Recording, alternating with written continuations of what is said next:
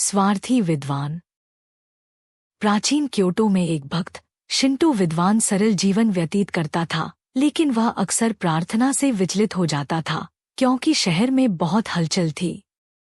उसे लगता था कि उसके पड़ोसी उसकी आत्मा को प्रदूषित कर रहे हैं और वह किसी प्रकार की व्यक्तिगत हरे यानी शुद्धिकरण अनुष्ठान करने की कोशिश करता था, जिससे उसका शरीर और मन शुद्ध हो जाए। उसने पवित्र हाई मंदिर की यात्रा करने का निर्णय लिया। यह यात्रा एक कठिन चढ़ाई थी जो पूरा दिन लेती थी, लेकिन वह इस एकांत से खुश था और जब वह घर लौटा तो उसे जो शांति मिली वह बहुत गहरी थी।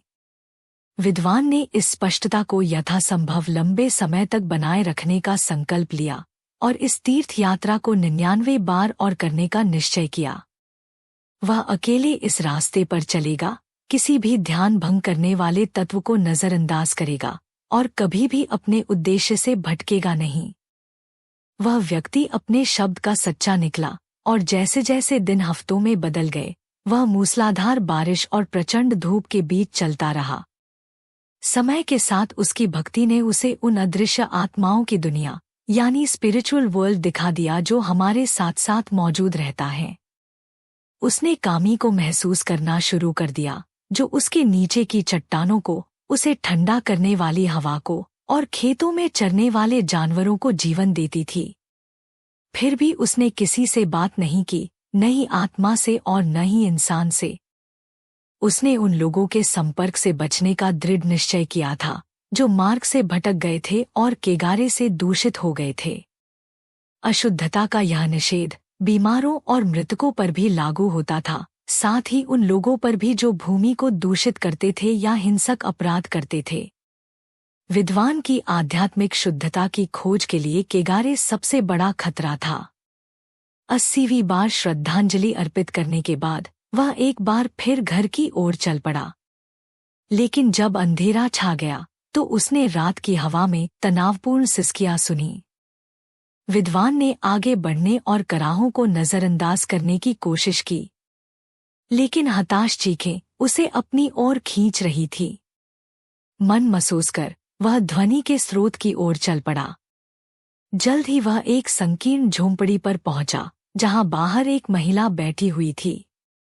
दया से भरा विद्वान महिला से उसका दुख साझा करने का अनुरोध करता है। उसने बताया कि उसकी मां की अभी अभी मृत्यु हुई है, लेकिन उसे दफनाने में कोई उसकी मदद नहीं कर रहा था। यह सुनकर उसका दिल बैठ गया। शरीर को छूने से उसकी आत्मा दूषित हो जाती, उसके जीवन की ऊर्जा नष्ट हो जाती और कामी द्वारा उसे छोड़ दिया जाता। लेकिन उसकी चीखें सुनकर उसकी सहानुभूति जाग उठी और इसलिए उन्होंने एक साथ बूढ़ी महिला को दफनाया ताकि उसकी आत्माओं की दुनिया यानी स्पिरिचुअल वर्ल्ड में सुरक्षित यात्रा सुनिश्चित हो सके। अंतिम संस्कार पूरा हो गया, लेकिन मृत्यु का निषेध विद्वान पर भारी पड़ा। वह इतना मूर्ख कैसे हो सकता था कि उसने अपने सबसे महत्वपूर्ण नियम की अवहेलना की और अपनी दिव्य यात्रा को भ्रष्ट कर दिया। एक पीड़ादायक रात के बाद उसने खुद को फिर से शुद्ध करने के लिए मंदिर जाने का संकल्प लिया। उसकी आश्चर्य की कोई सीमा नहीं रही जब उसने देखा कि मंदिर सामान्यतः शांत लोगों से भरा हुआ था। सभी एक महिला के चारों ओर इकट्ठा थे जो सीधे कामी से बातें करती थी। विद्वान ने खुद को छुपा लिया, यह डरते हुए कि कहीं कोई उसकी दूषित आत्मा को न देख ले। लेकिन पवित्र महिला के पास देखने के अन्य तरीके भी थे और उसने उसे भीड़ से आगे बुलाया। त्याग दिए जाने के लिए तैयार विद्वान पवित्र महिला के पास पहुंचा, लेकिन वह बस मुस्कराई। उसने उसके अशुद्ध हाथ को अपने में लिया और एक आशीर्वाद फुसफुसाया जिसे केवल वह सुन सकता था। वह उसकी दयालुता के लिए धन्यवाद कर रही थी। उसी क्षण विद्वान ने एक महान आध्यात्मिक रहस्य की खोज की कि प्रदूषण और भ्रष्टाचार दो बहुत अलग चीजें हैं। अंतर्दृष्टि से भरा विद्वान फिर से अपनी यात्रा पर निकल पड़ा, लेकिन इस बार उसने उन लोगों की मदद की जिन्हें वह मिला।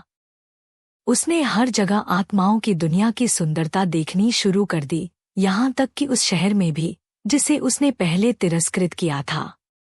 अन्य लोगों ने चेतावनी दी कि वह केगारे का खतरा मोल ले रहा है, लेकिन उसने उन्हें कभी नहीं बताया कि वह बीमारों और असहायों के बीच इतनी आसानी से क्यों घुल मिल रहा था, क्योंकि वह जानता था कि लोग केवल अपनी यात्रा के माध्यम से ही हारा को वास्तव में समझ सकते हैं। धन्यवाद।